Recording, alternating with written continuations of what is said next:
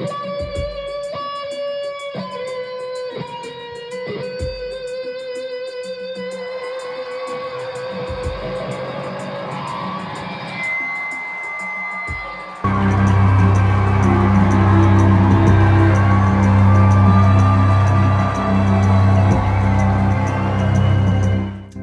fellow Yinzers, it is I, your fearless blonde, standing before you today not just as a blonde, but as a blonde with really great tits. Hi there, it's me, your Burgh blonde, and I need to address some things. I've been quiet for a while, but it's time to let you know what's been going on with the future of all things Burgh blonde. First off, for those of you that don't know me, hi, I'm April Marie, and I am the author of Burgh Blonde, A Yinzer's Guide to Sex and Dating in the Steel City. I have always been a comedy queen at heart. Most of us will never know what they were put on this planet to do, but I know, without a doubt, it was to make people laugh. My book started off as me telling dating horror stories with my girlfriends on the weekend after a rough week of dating sites and going on dates with miscellaneous men in hopes that one may be the man of our dreams. I would listen to my girlfriends be so upset, telling me about another guy that didn't work out, wondering what's wrong with us, and feeling unworthy of love, all while drowning ourselves in cheap wine. I always felt the need to make them feel better by telling them, hey, it could always be worse. So I would take my own dating horror stories and embellish them, use metaphors, jumping up on the table, using my whole body to tell a story, in hopes of not just making my girlfriends laugh, but as a way to give them hope that, hey, they're out there. But first we have to go through all the wrong ones, just so we know when we finally do meet our Prince Charming, we will know how to love and appreciate them, because even with their little quirks, they can't be as bad as some of these guys. So when I wrote my book, my idea was always to tell the stories just if I were sitting with my girls on girls' night. They have always been highly exaggerated for comedic effect. As I clearly state in the beginning of my book, I mean, anyone that's read my book in its entirety already knows that.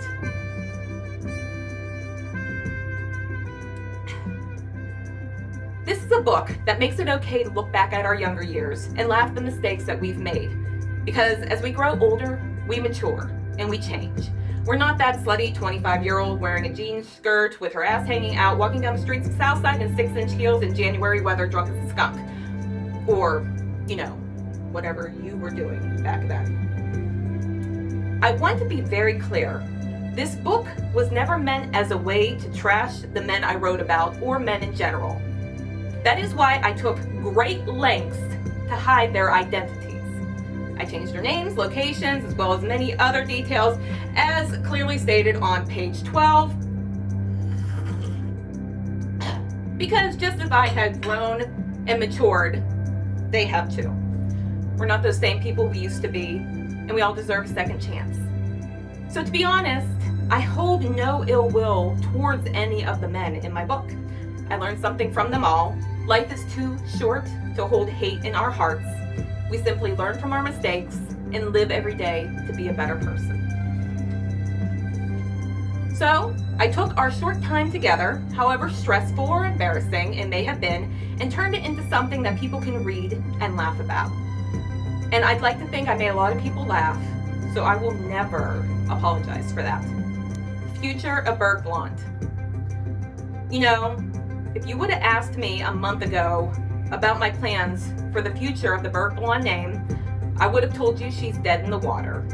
As a first-time writer, and honestly a woman barely making ends meet, I, like a lot of people nowadays, just don't have the funds to get the marketing to move this into a bigger audience.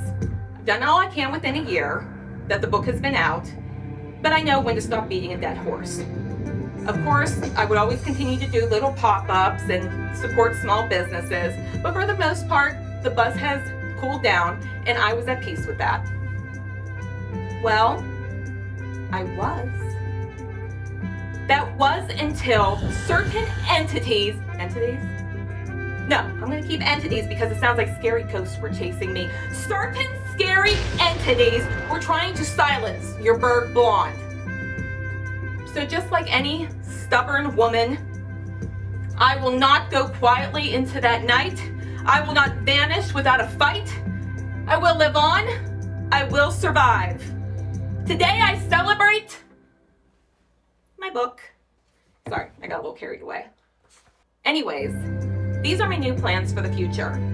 First off, Burgh Blonde is getting a much needed facelift. Not me, my book, but I'm next. Changes have been made and new artwork has been added to your new copy of Burgh Blonde by the amazingly talented Matt Zillick. Hey babe. Aw. It's no longer the same book.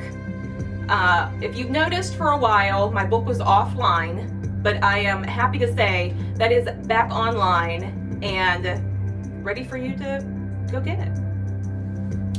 Also, you've asked, so I'm finally answering. Yes, there is a sequel in the works. I may not have sold a crazy amount of books, but the ones that I did sell, I got great feedback on. And more importantly, it accomplished my goal of making people laugh. And so, I'm not done making you laugh yet. Something really beautiful that came out of my book was so many people hunted me down to tell me their own dating horror stories, which just proves my point. We have all had those nightmare dates, and now that they've happened, I'm allowing you to make fun of yourselves, to turn lemons into lemonade and laugh at the past because you don't live there anymore. Of course, I still have a couple of my own stories that didn't make the first cut, but either way, a sequel is in the works and I'm gonna need your help. So if you have a crazy date story that you wouldn't mind sharing, please contact me and we'll find a way to exaggerate the fuck out of it, all while protecting everyone's identity and making a fun story that people can laugh at.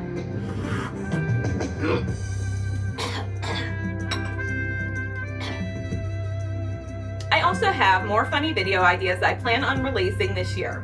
Being part of the film community, I have been blessed with a lot of actor friends, and honestly, they need the work. So, trust me. So this is something that I'm looking forward to as well. Creativity never sleeps in the House of Blonde.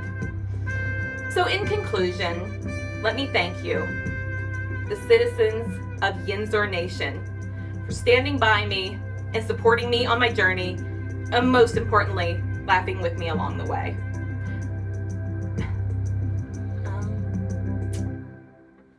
I need to end this with something inspiring. You know, a woman is a lot like a tea bag. You never know how strong she is until she's put in hot water. And bitch, I'm boiling.